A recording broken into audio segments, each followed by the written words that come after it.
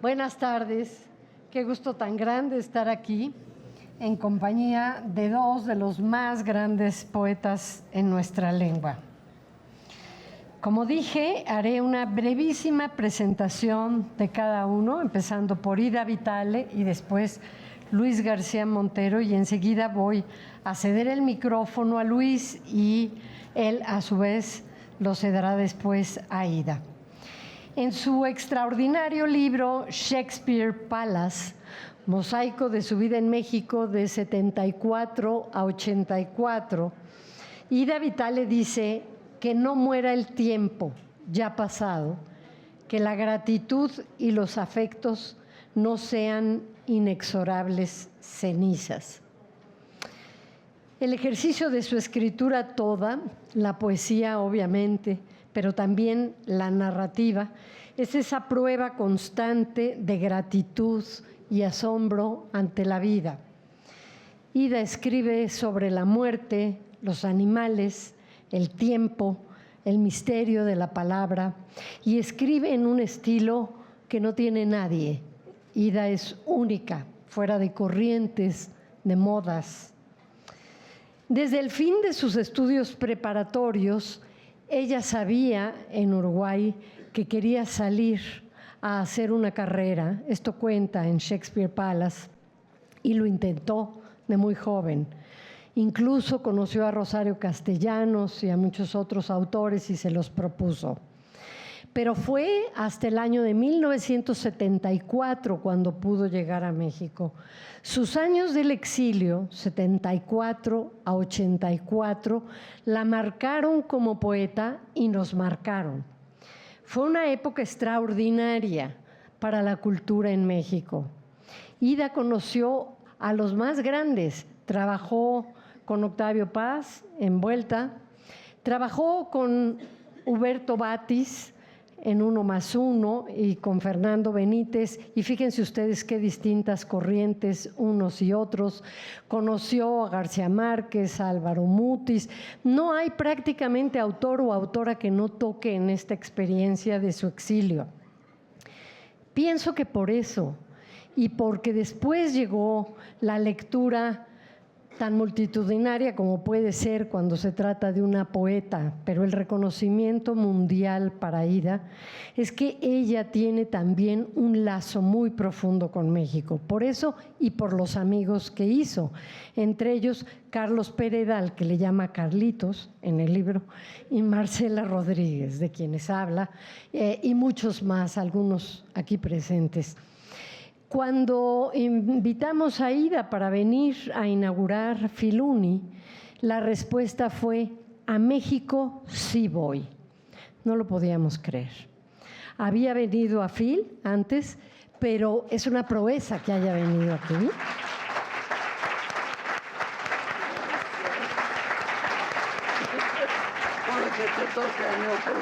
a mí. Ida trabajó en el Colegio de México, su esposo Enrique trabajó en la UNAM, dijo: a la UNAM voy. Así que estamos nosotros emocionados, muy emocionados de tenerla aquí. Y yo no quisiera leer su bibliografía, no tiene ningún caso.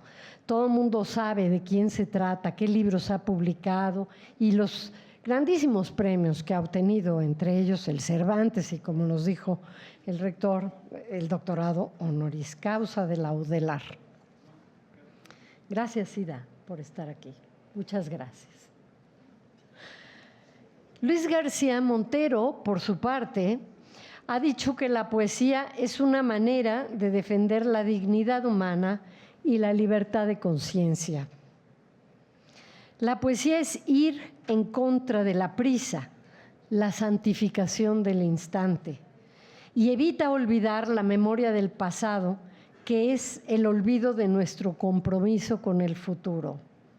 La poesía es la lentitud que hace falta para que las ideas no se conviertan en dogma. Es un ejercicio de conocimiento porque es indagar en el matiz. En el blanco siempre está el negro y en el negro el blanco. La literatura, ha dicho también, sirve para recordar otro tipo de tiempo, ese en el que los viejos pueden oír a los jóvenes para saber de qué van los tiempos actuales y en el que los jóvenes saben que las generaciones que los anteceden tienen mucho que decirles, tienen un tesoro, el pasado que es el presente si lo saben leer entre líneas. Tampoco quiero leer la bibliografía de este gran poeta. Recientemente fue el recipiendario del Premio Internacional Carlos Fuentes, hace una semana, que otorga la UNAM y Cultura del Gobierno. Hemos leído varios de sus libros y el último dedicado a Almudena. Tendremos una charla posterior con él y allí es donde vamos a ahondar en los temas. Por lo pronto ahora quiero primero pedirles un gran aplauso para ellos y después ceder el micrófono a Luis.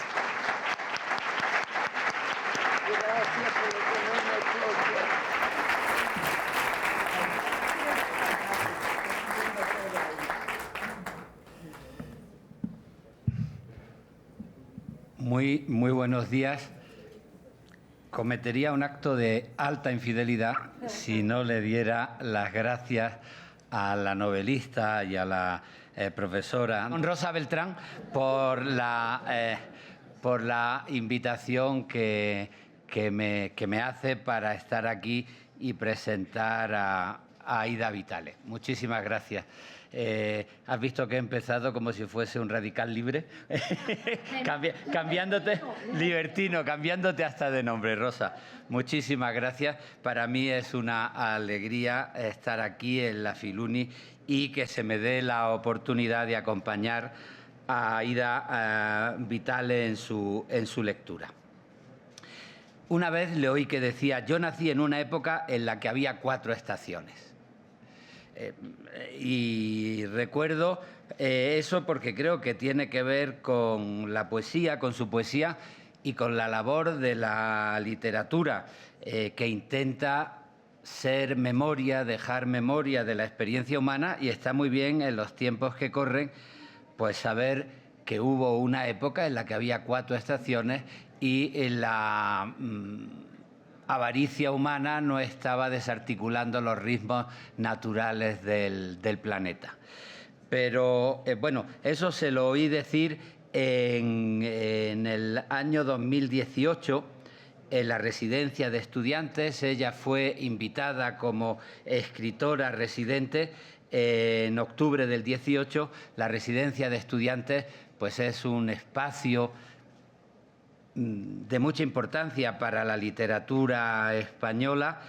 Fue la casa donde estudiaron Federico García Lorca, Luis Buñuel, pero además hubo un poeta en residencia que se llamó Juan Ramón Jiménez, un poeta que, siendo Aida Vitale muy joven, pues descubrió la calidad literaria que tenía y la seleccionó y la presentó en Buenos Aires como una de las poetas latinoamericanas, de los poetas latinoamericanos de más futuro, y es una referencia en el trabajo y en la memoria literaria de Aida Vitale.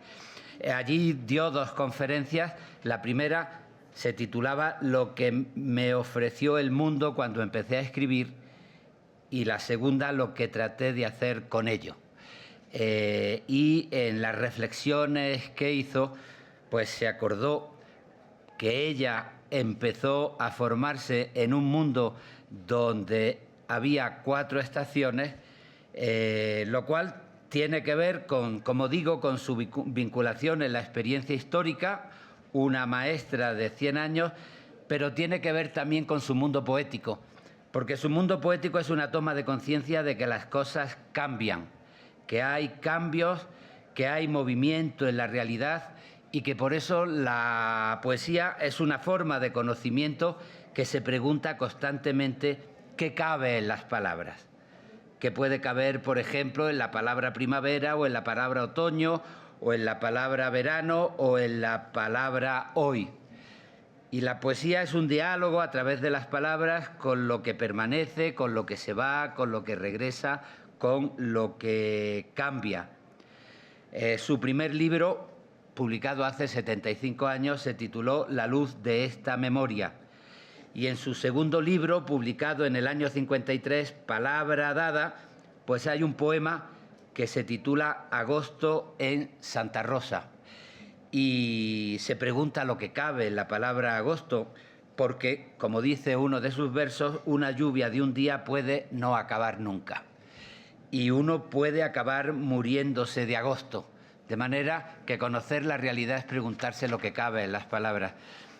Aquí, claro, me viene a la memoria el maravilloso soneto también de Jorge Luis Borges, titulado La lluvia, que empieza con este cuarteto: bruscamente la tarde ha clareado porque ya cae la lluvia minuciosa.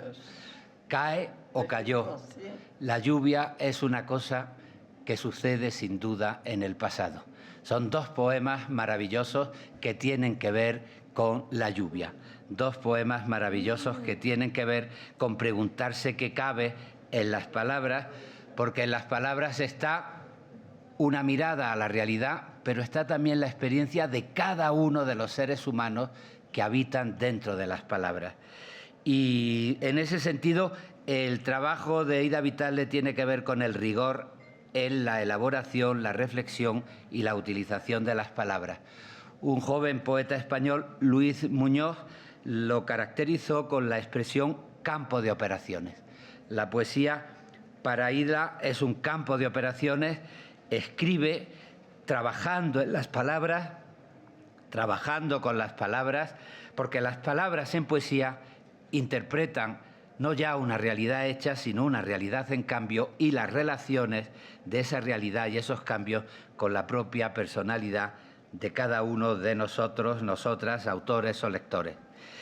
De manera que las palabras no son adorno. Ella lo ha señalado muchas veces. Las palabras, más que un adorno, son un esfuerzo de conocimiento del propio yo a la hora de apostar por sus lecturas del mundo. Y por eso el lenguaje es el gran protagonista de la poesía de Ida Vitale. En Oidor Andante, un libro de 1972, hay un poema que se titula La palabra, y donde nos dice expectantes palabras, fabulosas en sí, promesas de sentidos posibles. Y esos sentidos son los que nos interpelan en la poesía, pero son también los que nos recuerdan la importancia de dejar memoria escrita en las palabras, porque las palabras son un seguro contra la muerte. Juega proposiciones contra el tiempo, fía en la salvación por la palabra. Por sus palabras recibimos una experiencia de 101 años. Y sus palabras son un esfuerzo, una interpelación, un campo de operaciones. Escribo, escribo, escribo y no conduzco a nada, a nadie. Las palabras se espantan de mí. Son versos de un poema titulado El mes de mayo. Y por eso le gustan poco las seguridades, los dogmas, los reglamentos a la hora de definir la poesía, porque las palabras son una interpelación, una apuesta, que a veces huyen, y huyen como palomas que se escapan de nosotros, pero eso no es lo peor, porque otras veces las palabras pueden llegar a morder. En Procura de lo imposible, un poema titulado Ecuación, nos dice en 1998, ármase una palabra en la boca del lobo y la palabra muerde. Ese es el esfuerzo, la tensión, el diálogo de la poeta con las palabras. Y en el mismo libro, Procura de lo imposible, pues reconoce que la palabra infinito es infinita y la palabra misterio es misteriosa. Y por eso su poesía es una ecuación que no quiere cerrarse. Es una interpelación sobre la realidad como forma de conocimiento y de reconocimiento.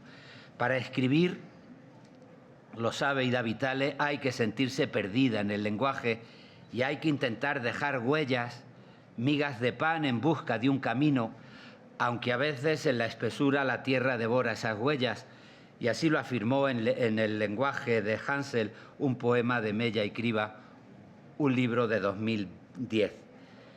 La pérdida en la espesura del lenguaje es una invitación a dejar caer guijarros mínimos como signos de salvación. Y por eso buscar en el lenguaje no es un afán de adorno, sino de reconocimiento del mundo, de toma de conciencia de nuestra propia identidad en movimiento. Y por eso utilizar las palabras como simples adornos pues son un gran error poético, son, en cualquier caso, una distracción del camino importante. Mirar el mundo y recordar nuestras miradas como puentes del mundo. La memoria es fundamental, ya lo he dicho antes, en la apuesta de conocimiento y reconocimiento en la poesía de Ida Vitale. En su libro Sueños de la Constancia cita a Apollinaire, cuernos de caza, los recuerdos, y a partir de ahí, pues yo creo que su poema Residua podemos entenderlo como una poética. Corta la vida o larga, todo lo que vivimos se reduce a un gris residuo en la memoria. De los antiguos viajes quedan las enigmáticas monedas que prenden valores falsos. De la memoria solo sube un vago polvo y un perfume. ¿Acaso sea la poesía? Es una pregunta que articula la unidad coherente a lo largo del tiempo de la poesía de Ida Vitale. La profesora de la Universidad de Salamanca, María José Bruña, con motivo del Premio Reina Sofía de Poesía Iberoamericana, preparó un estudio de su poética y habló precisamente de eso, de los grandes cambios que se van dando en su poética. Por ejemplo, el cambio que supone un libro como Oidor Andante en 1972, pero cómo esos cambios lo que mantienen es una coherencia y una unidad de viaje a partir de una serie de ejes decisivos que yo me atrevo a resumir, por ejemplo, diciendo que el lenguaje es un campo de operaciones, que el verdadero poeta se niega a entender el lenguaje como adorno, porque el lenguaje es una búsqueda de la verdad y que, por tanto, la verdad es un territorio conflictivo, porque hay que buscarla. La poesía de Ida nos dice que no existen verdades esenciales, porque el poeta expone y se expone como ser humano cuando tiene que buscar su propia verdad. De manera que en poesía no caben los dogmas, ni tampoco cabe una poesía segura de sí misma que quiera presentarse como el puente fijo dogmático para señalar el camino único de la realidad. Todo lo contrario, la poesía es el análisis, el conocimiento de una intuición, el vago polvo y el perfume de un acierto poético, un andar, un reconocerse más allá de cualquier tipo de dogma estético y de precepto. No hay reglamento posible para ese campo de operaciones que es la poesía. En un libro de narraciones poéticas, de prosas poéticas, titulado Donde vuela el camaleón, hay una prosa que se titula Tejados arriba, en la que cuenta que de pronto en un tejado pues cae un reglamento. Y lo que nos ampara en la poesía, en la vida, en el conocimiento, es el tejado sólido a lo largo de los años. El reglamento lo más que hace es dañar las tejas que se ha ido fabricando una mirada lentamente. Y por eso los reglamentos caen en desuso. No hace falta ni siquiera que los deroguemos porque se acaban ellos mismos. Sin embargo, el tejado de la poesía, ese que no necesita reglamentos, se mantiene en diálogo con las tradiciones, sin ser tradicionalista, con los maestros, con los aprendizajes. Y este magisterio, yo citaba a Juan Ramón Jiménez, es también un diálogo con una misma, porque no se puede repetir reglamentadamente lo que se ha leído. Lo que se ha leído se asume sin tradicionalismo para preguntar a partir de esto qué se puede escribir. En su primer libro, ya reflexionaba sobre estas cosas que se imponen en el segundo libro, que es un libro que alude a la palabra dada. La palabra dada como sugerencia, como apuesta.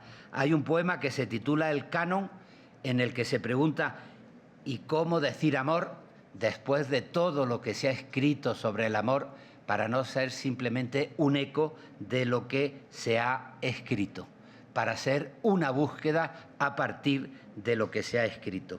Y por eso palabras como noche, como espresura, como soledad, hablan del trabajo poético y de la apuesta por buscar una luz, por buscar una claridad en la espesura o por intentar darse a los demás en las palabras. Las palabras, se ha recordado esta mañana, son nómadas y las búsquedas de la poesía no son nunca excluyentes. Los movimientos nos hacen ser complementarios y esto es otra de las ideas y de los ejes que definen la formación poética de Ida Vitale, porque ella, en el mundo de caminos poéticos de la poesía del siglo XX, dijo: los caminos no son excluyentes, los caminos, cuando tienen calidad, son complementarios. Y la mejor manera de huir de los reglamentos es buscar la forma personal de hacer complementarios los grandes caminos de la poesía. Son reflexiones que tienen que ver con una poeta que nació en 1923 en Uruguay.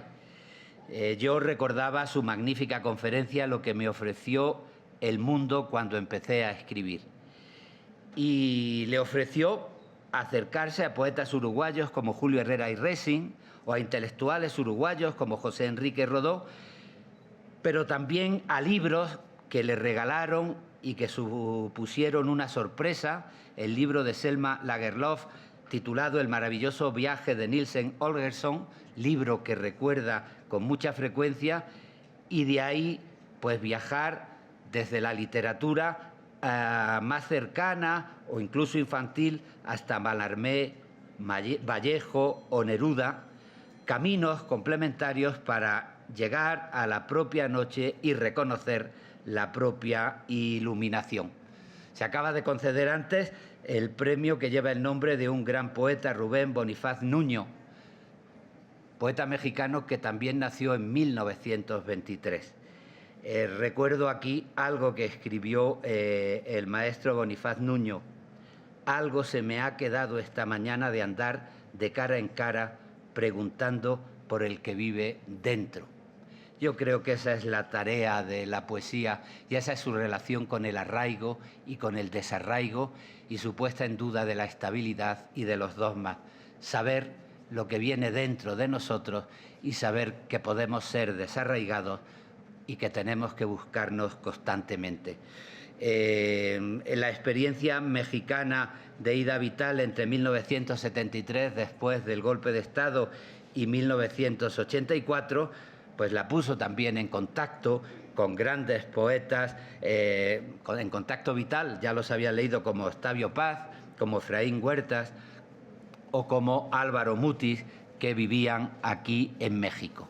Y solo para acabar, una cosa más, para ver que las cosas cambian, que el tiempo cambia y que tenemos que enforzarnos en reconocer el viaje entre el pasado y el presente y el futuro, que a veces sube y baja y a veces son círculos que conviene interpretar según la poesía de Ida Vitale. Nació en Uruguay en las primeras décadas del siglo XX, en un momento donde en Uruguay había una notable sensibilidad de respeto para la mujer, cosa en la época extraña. El tiempo cambia y tenemos que reconocer lo mejor y lo peor de nuestro pasado y de nuestro futuro. Y ella recordaba que en Uruguay tuvo la suerte de tener una buena educación, porque se respetaba la educación y que además se respetaba la atmósfera de las mujeres. Y por eso en su poesía muy pronto y en su lectura como poeta muy pronto pues estaba la herencia de Delmira Agustini, o de María Eugenia Abad Ferreira, o de Sara Ibáñez, y de ahí, claro, después pues a Gabriela Mistral, a Alfonsina Storni, o a Virginia Woolf, o a Rosario Castellanos. Por eso yo quiero acabar estas palabras señalando otro eje fundamental de su poesía y su personalidad, que es la poesía de una mujer que ha querido conocerse a sí misma en el diálogo de su identidad abierta con el mundo. Leo unos versos para terminar del poema Fortuna del libro Trema, que es de 2005, si no recuerdo mal. No ser casada en un negocio, medida en cabras, sufrir gobierno de parientes o lapidaciones, o sufrir lapidaciones. No desfilar ya nunca y no admitir palabras que pongan en la sangre limaduras de hierro. Descubrir por ti misma otro ser no previsto en el puente de la mirada. Ser humano y mujer, ni más ni menos. Ida Vitale.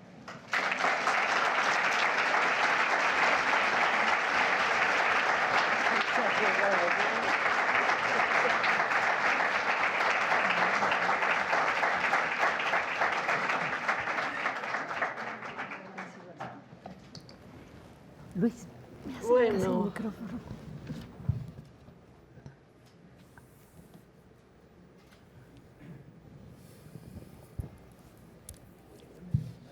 O ¿cuál te acomoda más? Bueno. El que quieras. Cuando llego de... ¿Se oye? Sí.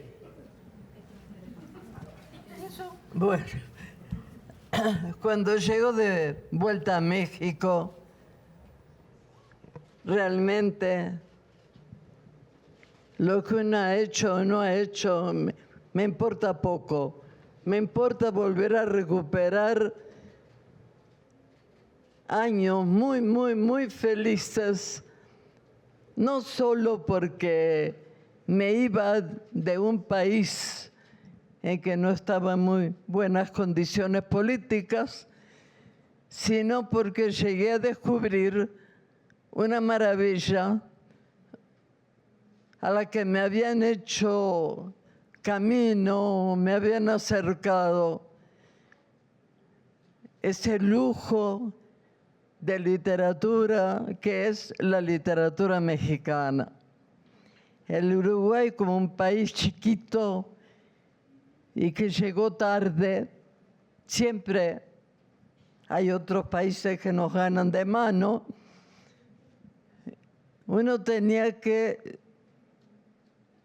comparar todo el tiempo lo que era nuestra historia, cortita, pequeña, prolija, limpita, cuidada, pero poca. México era todo, la historia, y la otra, esa otra historia que de repente no aparece organizada en los libros, pero que es básica, es la que asimilamos de pronto por nuestra propia cuenta, cuando descubrimos así solos un poeta extraordinario, una poesía, una prosa de lujo, una historia cultural sorprendente, en fin, todo aquello que Uruguay, que había llegado más tarde a todo y que era chiquito y que teníamos que tratar de hacer crecer bajo nuestra responsabilidad. Bueno, todo aquello implicaba un cambio y para mí un choque definitivo, choque maravilloso. Si uno dice un choque, más bien tiende a pensar en una catástrofe. No, en un choque astral, diría, que fue descubrir, bueno, aclaremos, no descubrir, porque eso ya lo teníamos más o menos resuelto, gracias a una cultura de la que no me quejo. El Uruguay, consciente de que era chico y poco, estuvo siempre muy abierto a lo mejor del mundo. Y siempre hay cosas que uno no agradece en el propio país. Pero esa sí, sin duda la agradecí.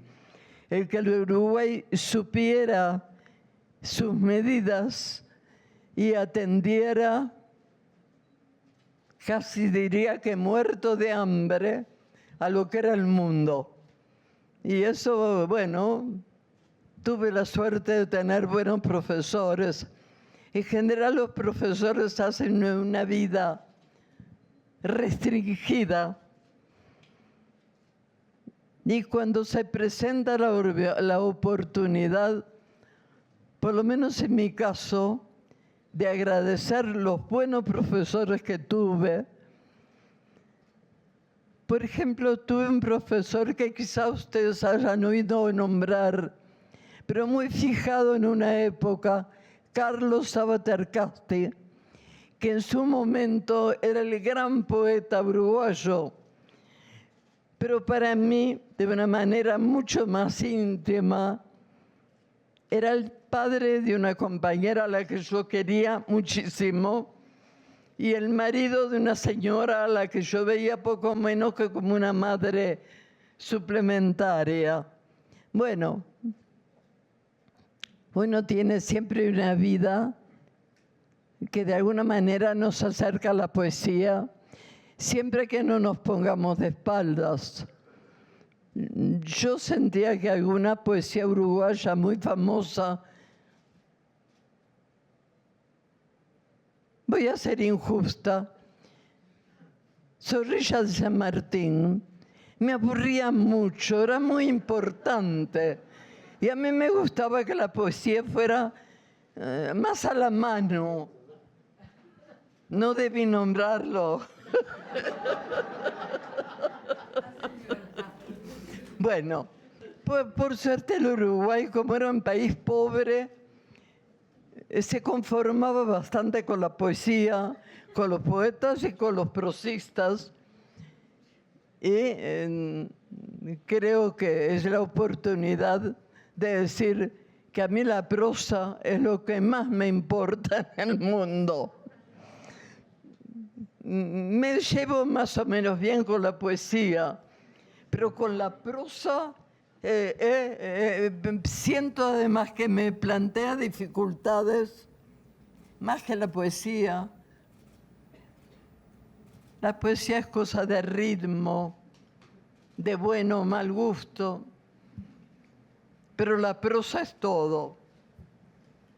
Creo que todos vamos por el mundo destinados a ser un cubito de prosa que quede ahí para siempre, completando los grandes panoramas culturales que a veces nos superan. Bueno, esto es mucha prosa ya, ¿no? Sí, ya me di cuenta. Bueno.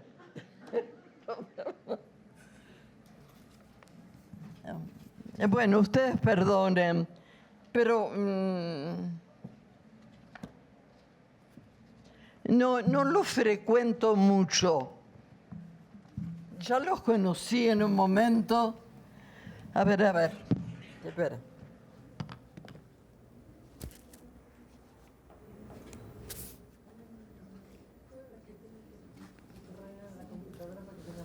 Yo creo que el azar tiene una gran importancia en la vida. ¿Tú qué me sugieres? Aquí han hecho una selección de tu poesía que a lo mejor la has hecho tú. No, yo no la hice. No, yo le cambiaría todos los días de criterio. Sería un poco complicado. Bueno, a ver, a lo que salga.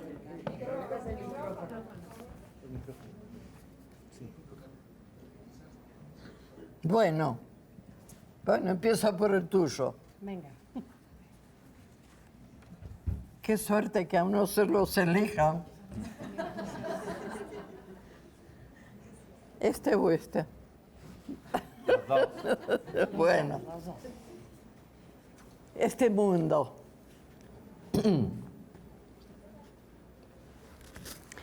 Solo acepto este mundo iluminado, cierto, inconstante, mío. Solo exalto su eterno laberinto y su segura luz, aunque se esconda. Despierta o entre sueños, su grave tierra piso, y es su paciencia en mí la que florece. Tiene un círculo sordo, limbo acaso, de donde a ciegas aguardo la lluvia, el fuego desencadenados. A veces su luz cambia, es el infierno. A veces, rara vez, el paraíso. Alguien podrá quizás entreabrir puertas, ver más allá promesas, sucesiones. Yo solo en él habito, de él espero, y hay suficiente asombro. En él estoy, me quede, renaciera. No sé, yo creo que la poesía, más que para oída, es para leída. El camino que nos lleva a una u otra varía mucho. Yo tuve una formación muy formal, porque en casa, que ya eran un poco antiguos, imagínense, mayores que yo, había de todo ahí. Había cosas que ellos le daban mucha importancia, me doy cuenta, por el lugar que ocupaban en la biblioteca, pero que eran fundamentalmente, cosas muy, muy italianas, y yo en aquella época no tenía idea mucha de qué era aquello de Italia. En casa mi abuela no era italiana, sino casada con un italiano que había muerto. Entonces, lo que me llegaba a mí de Europa era de segunda mano, tercera mano. Tuve que descubrirlo por mí misma, y ahí descubrí la poesía, en realidad. Quizá debido a alguna profesora de español, antes que los profesores de literatura, que tenía un gusto, por lo menos que coincidía con lo que después me gustó a mí, y que discretamente nos fue combinando la prosa esa, que era todos nos sometían, con otra cosa. Entonces, descubrir que la poesía podía tener su mérito propio, que no dependía de una música que se le imponía. Bueno, llevo años y de repente no diría yo que hice un camino muy directo. Seguramente me gustaron cosas horribles en determinado momento, porque uno de repente se siente llamado o por un lenguaje muy raro o con un ritmo distinto. Lo grave es cuando somos llamados por un lenguaje muy raro, porque eso a veces ocurría y entonces se producía realmente un corte entre eso que uno imaginaba que podía ser la poesía y otras cosas que venían un poco retocadas, un poco manejadas y hasta con mensaje. El mensaje siempre peligroso. Bueno, me atrevo y leo otro. A ver. No, lo que tengo que sacarme son los lentes.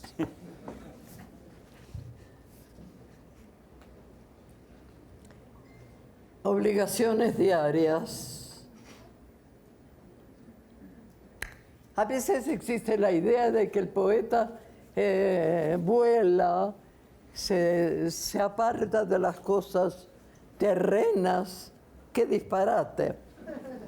Obligaciones diarias. Acuérdate del pan. No olvides aquella cera oscura que hay que tender en las maderas, ni la canela guarneciente, ni otras especias necesarias. Corre, corrige, vela, verifica cada cada rito doméstico. Atenida a la sal, a la miel, a la harina, al vino inútil, pisa sin más la inclinación ociosa, la ardiente grita de tu cuerpo. Pasa por esa misma aguja enhebradora, tarde tras tarde, entre una tela y otra, el agridulce sueño, las porciones de cielo destrozado, y que siempre entre en manos un avillo interminablemente se devane como las vueltas de otro laberinto. Pero no pienses, no procures, teje. De poco vale hacer memoria, buscar favor entre los mitos. Ariana eres sin rescate y sin constelación que te corona. Para las mamás presentes, yo agradezco muchísimo que en mi casa, no se sabe por qué, porque, gracias, porque era una casa más bien de literatura aburrida, hubo cosas que me sacaron del marco de literatura y me llevaron a descubrir otras cosas que de pronto suponían que no eran adecuadas a la edad. A las mamás presentes con niños en edad de ser estropeados, les sugiero que dejen que lean, que elijan, que lean, aunque sean cosas que no sean para ellos. Yo creo que no hay nada más necesario que leer cosas que uno no entiende. A veces que intuye que no hay que preguntar. Eso también se da. Los niños no son tan tontos. Saben cuando hay una frontera por ahí, más o menos irregular, pero frontera. Y creo que no hay que prohibirles leer nada. Eso has contado que te pasó con el primer poema que te dieron de Gabriela Mistral, que te gustó porque no entendiste nada. No entendí nada, por lo cual me gustó muchísimo.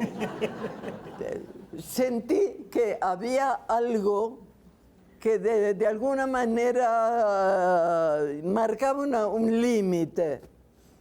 Entonces, ya lo saben todos, no hay nada más tentador que un límite. Entonces me puse a leer cosas que, claro, no siempre leía, no siempre entendía, pero yo vivía un poco más dependiente.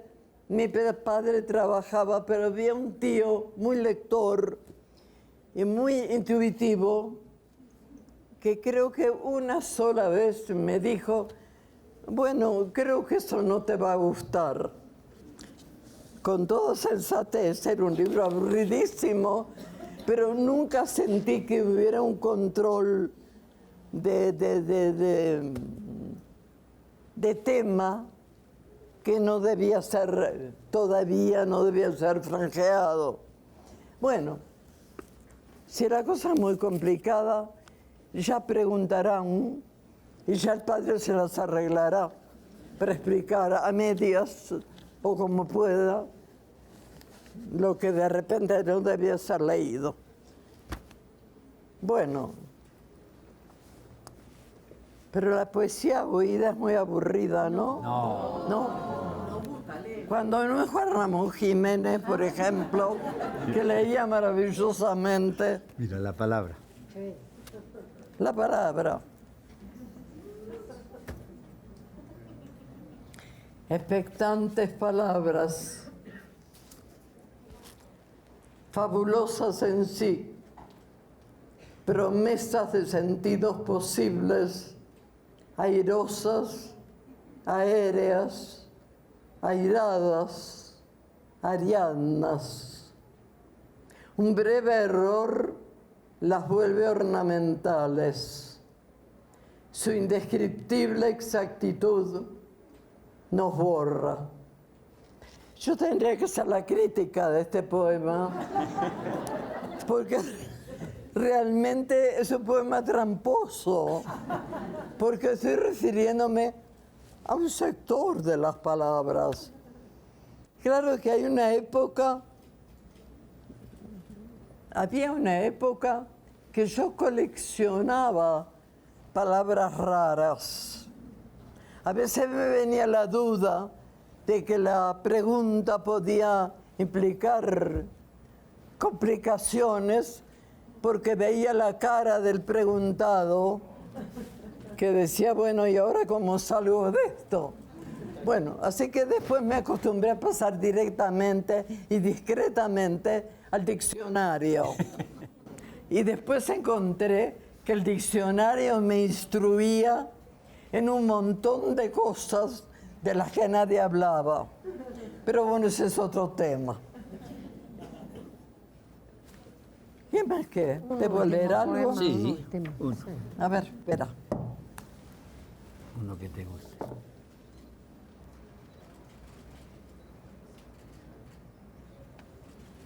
Bueno, este es muy trágico.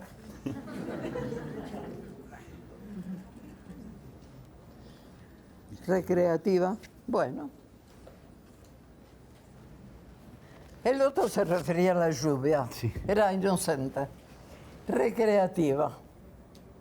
Suponiendo que estamos en el fondo de un pozo imaginario, que ese pozo tiene altura, brocal, más allá cielo para alguien que lo alcance. Y dando por sentado que tiene un contenido en esperanzas yertas, averígüese el tiempo que habrá de transcurrir para que quien está en lo más hondo de él llegue hasta arriba. Formúlese la respuesta en sueños viables, fines, laberintos, ilusiones volátiles. Calcúlese también la energía perdida cada vez que se vuelve a tocar fondo. Bueno.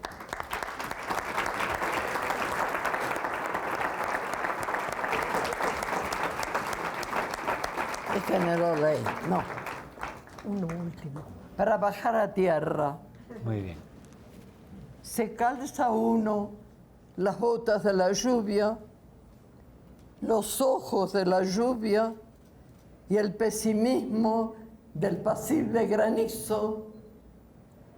Acepta la encandilada taza de la mañana, barrunta el barro, el frío contra la piel caliza, urde planes contrarios, apostrofa y desmanda, supone el ronroneo del poema cobijado en la cama como un gato, pero transige, poco a poco baja y entra al campo del radar de la muerte, como todos los días, natural, tautológicamente. Muchas gracias. Bueno, descansen.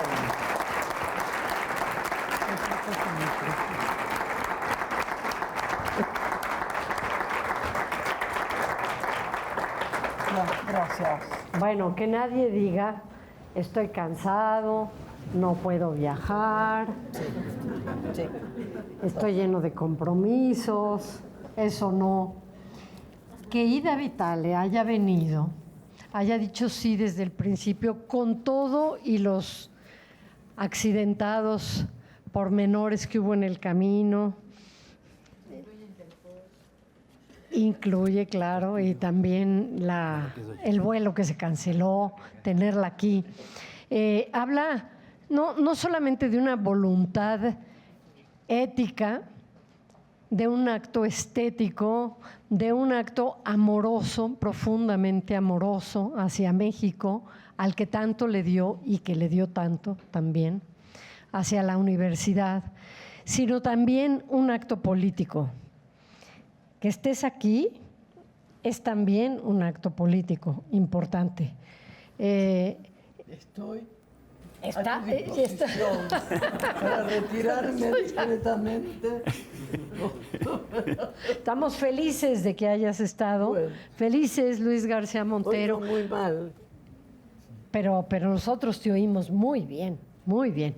Bueno. Y hay un programa que grabó TV UNAM, no este nada más, espléndido, que yo les recomiendo que escuchen, porque además de Ida Vitale, la poeta, está Ida Vitale, la mujer sabia, no cualquiera llega a esa edad con ese nivel de sabiduría para vivir, con ese sentido que le da a sus días, y eso es una gran lección de vida.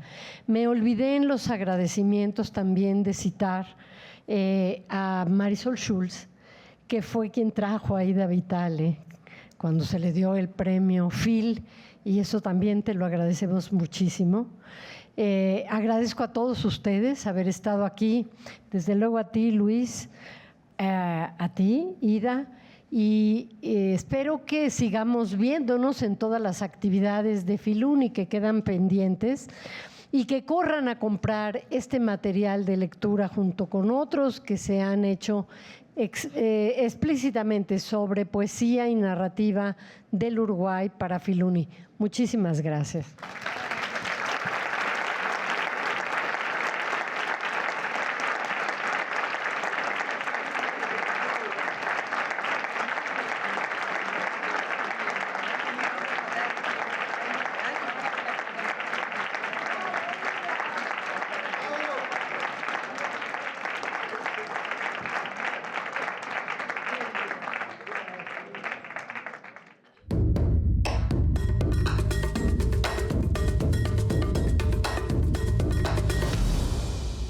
Poeta, traductora, ensayista y crítica literaria, Ida Vitale nació en Montevideo en 1923. Se formó en el seno de una familia considerada culta y cosmopolita y cursó estudios de humanidades. En su juventud fue colaboradora del semanario Marcha y codirectora de la revista Clinamende. Perteneció a la llamada Generación del 45 junto a Mario Benedetti, Carlos Maggi, Idea Vilariño y Ángel Rama.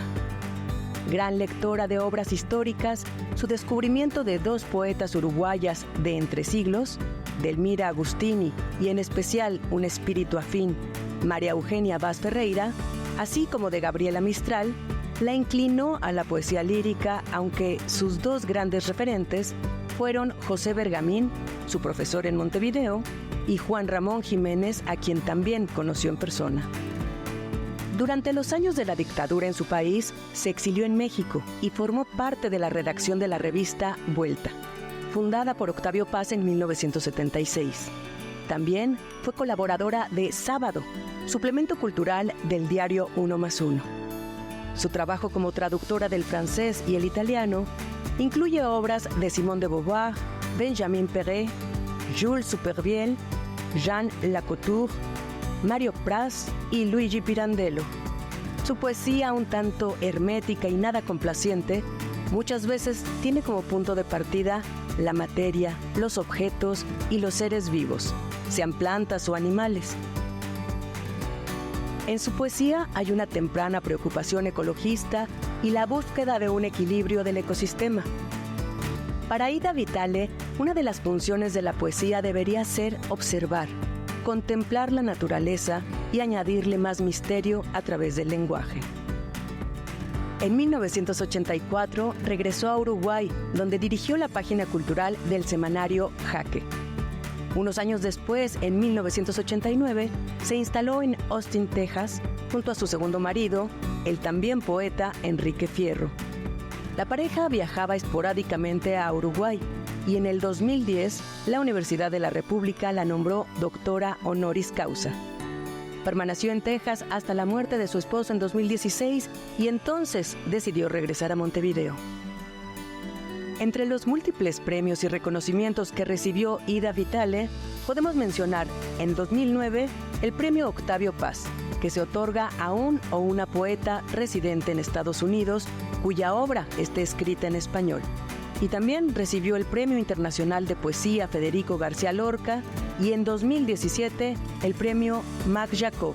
Su extensa obra incluye más de una veintena de poemarios y 14 libros en prosa, entre ellos Palabra Dada, Cada uno en su noche, Oidor Andante.